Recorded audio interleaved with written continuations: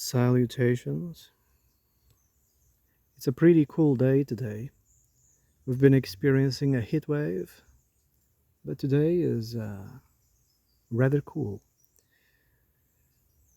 I wanted to read a little bit, just a small paragraph, maybe two, and comment a little bit. The question of annihilation, so commonly discussed by Western scholars, does not arise. The word annihilation has no meaning in metaphysics, which knows only of the non-duality of permutation and sameness, multiplicity and unity. Whatever has been an eternal reason or idea or name of an individual manifestation can never cease to be such. The content of eternity cannot be changed. Therefore, as the Bhagavad Gita expresses it, quote, "Never have I not been, and never hast thou not been." End of quote. So annihilation, the same as emptiness, yeah, is nonsensical words. It don't make any sense. In a dogmatic, Abrahamic, for instance, point of view, emptiness, annihilation, the destruction of the immortal, it is possible in their, weird worldview, but facts, logic, and wisdom does not endorse this idea of annihilation, emptiness, or a destruction of the universals. That's a non-possibility. You cannot change eternity. You cannot change the universal. This is hyperlogical, you see. What is eternity, by the way? Eternity is not an absurd amount of time. No, it's not. Eternity is actually the opposite of time. Eternity is no time at all. Yeah.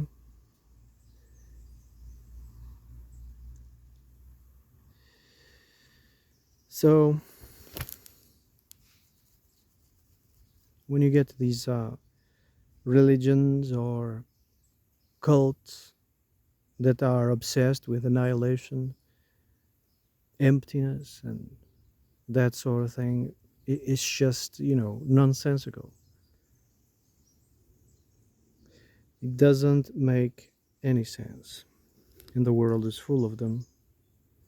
The Abrahamics, for instance, don't believe in the immortality of the soul at all, because in their texts, in their copy and paste texts, you see, they kind of copied and paste from the Greeks, from the Septuagint, I think it's called. I'm not sure right now, but it's a very old text.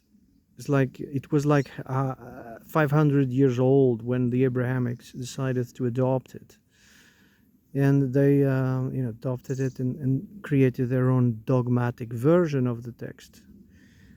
And never in that dogmatic text, either the Torah, Talmud, the Bible, etc., the old Bible, never is mentioned the immortality of the soul. They actually speak of the destruction of the soul. If their, Yahweh decides to destroy a soul, it does so, you see, like any tyrannical overlord would do, right? So they speak of a soul, but they don't never mention the immortality, the eternity of the soul. It is this idea of eternity of the soul that we can talk with clarity about omniscience and omnipresence. We can talk about astral projection. We can talk about anamnesis or recollection, remembering past lives. Yeah. We can talk about transmigration, or commonly known as reincarnation. We can talk about all of that. you know, and it's all hyperlogical. It's only, some cults and religions that completely, abandon all logic and wisdom because they are pathological. You see, they are pathological, vengeful. They don't forgive. You see, they hold grudges for millennia. They hold records and grudges, and it's extremely dogmatic, outdated. It doesn't make any sense. Once you read their texts, you read their uh, documents. It's crazy. It's schizophrenia on steroids. So I think I'm gonna shut up. Have a nice day.